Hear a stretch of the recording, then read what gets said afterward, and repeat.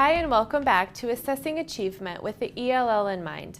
Today's video is going to focus on the key features of formative assessment of ELLs in the content classroom. The first feature of formative assessment that is especially important to keep in mind for your ELLs is sharing the learning intentions. Students should always be aware of learning of content and language that is intended for them throughout a lesson, unit, or course. You can share learning intentions by writing the objectives on the board for every class period, or posting objectives on a class website, or even displaying the learning objectives directly on materials and assessment. Language objectives should be shared with your ELLs.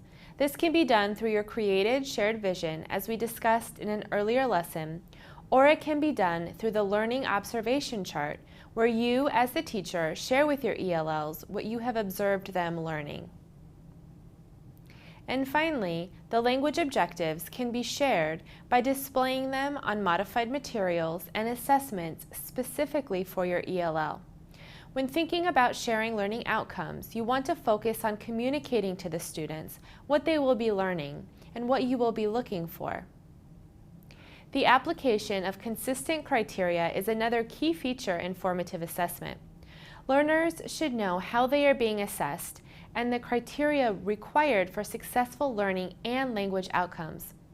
Your ELL students should know which aspects of language they are being assessed on. Finally, the criteria should be applied to each student's work in a fair manner.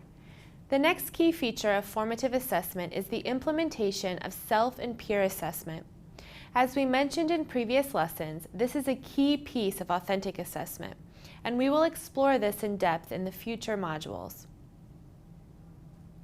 The next key feature of formative assessment is applying multiple component frameworks for proficiency.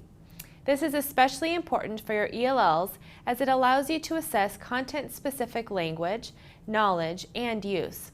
It allows you to assess language proficiency within the context of the classroom and students' social interaction. This should be done with multiple types of assessment, both informal and formal.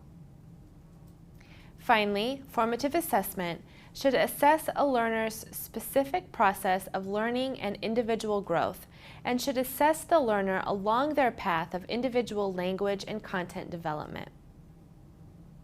By incorporating these key features into your formative assessments in your content classroom, you are creating better opportunities for your ELLs to clearly demonstrate their level of content mastery and their unique development of language.